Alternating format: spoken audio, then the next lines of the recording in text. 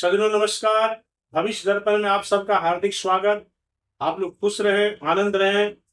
माँ जगदम्बा राज राजेश्वरी की कृपा से हम सबके जीवन में कल्याण हो और 2025-26 साल हम सबके लिए बेहतर हो।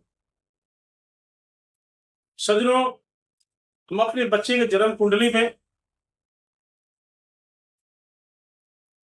जब शादी विवाह मंगल काल में बार-बार शादी विवाह के लिए इसलिए ये डाल रहा हूँ क्योंकि आजकल मैं तो कुंडली लेके मंदिर में भी बैठता हूँ, वहां पर मैं सब जगह खाली शादी के लिए भयंकर टेंशन चल रहा है। बच्चों का उम्र हो रहा है, शादी नहीं हो रहा है, किसी का शादी हो के संतान नहीं हो रहा है, या शादी होने के झगड़ा झमेला चल रहा है, शादी हो ही नहीं रहा, बात चल करके कट जा रहा है। सज्जनों, एक तो मंगल है, इसके कारण से शादी विवाह में बाधा उत्पन्न होता है। दूसरा, अगर हमारे बच्चे कुंडली में पितृ दोष है, कहावत है वंश बढ़े पितर के घर में। जो वंश की जो वृद्धि होती है तो पितरों का आशीर्वाद से होता है। अगर पितरों का कृपा होगा तो हमारी वंश में वृद्धि होगी, संतान पुत्र या पुत्री का प्राप्ति होगा। अगर कुंडली में दोष है, अगर कुंडली में पितृ दोष है तो शादी नहीं होने देगा। मंगल ठीक है, मंगल का भी दोष नहीं है कुंडली में।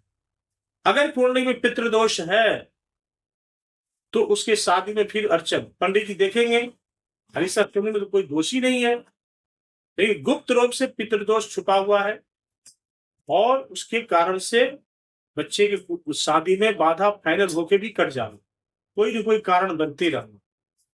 तो आप कोई नजदीकी ज्योतिष के पास जाकर के ये भी जरूर खंगाले जो हमारे बच्चे कुंडली का कोई पितृदोष है या नहीं। ये बहुत जरूरी है आपके लिए। मंगल दोष है कि नहीं है, या उससे कुंडली में कोई गुरु चांडाल दोष नहीं तो है, ये सब देखना बहुत ही जरूरी है। अगर गुरु चांडाल योग बनता है तो अच्छे से अच्छे बच्चे, अच्छा पढ़ाई लिखा एजुकेटेड हुआ, फिर उसका सत्संग गलत हो जाता है, उसका खाना पीना, रहन सहन, रीति रिवाज, विपरीत दोस्त, विपरीत मित्र और अपना माता पिता का बात नहीं सुनना, विपरीत बुद्धि में चलना, फिर उसका शादी में भी बाधा आना। तो ये सब कुंडली नजदीक से नजदीक ज्योतिष के पास जा करके कुंडली को बेहतर मिलान करिए। इंटरनेट पर मिलाने से कुछ नहीं होगा। 28, 30, 32, 36 भी मिल जाए, शादी का 6 महीना साल भर के बाद झगड़ा भी होना है और ये समस्या सीधे कोर्ट में जाना है। पहले शादी होता था, झगड़ा हुआ, दोनों अपने अपने घर। आज के डेट में सीधा सीधी कोर्ट में पहुंचना पड़ेगा और फिर लंबा खींच जाएगा वो।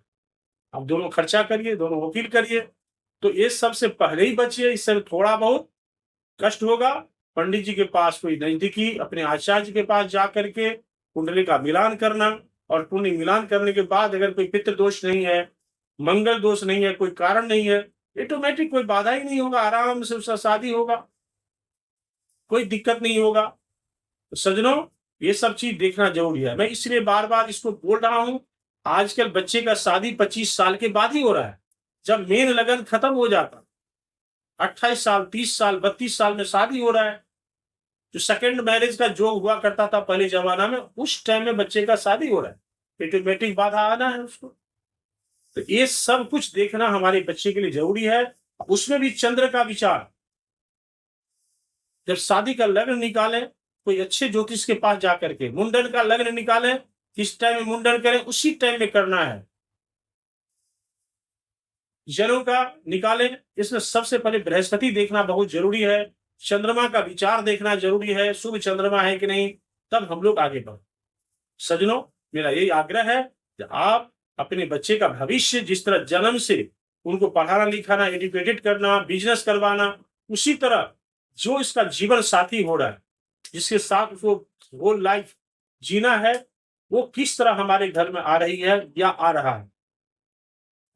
आ रही है मतलब आपकी बहू, और आ रहा है मतलब आपके जो जमाई होंगे, लड़की का जो शादी होगा, दोनों ही पक्ष देखना अनिवार्य है, तो हमारे बच्चे का जीवन सुखी होगा। सज्जनों, मैं इतना ही आप लोगों के पास रखना चाहता हूं। नमस्कार, आप लोग खुश रहे, आनंद रहे।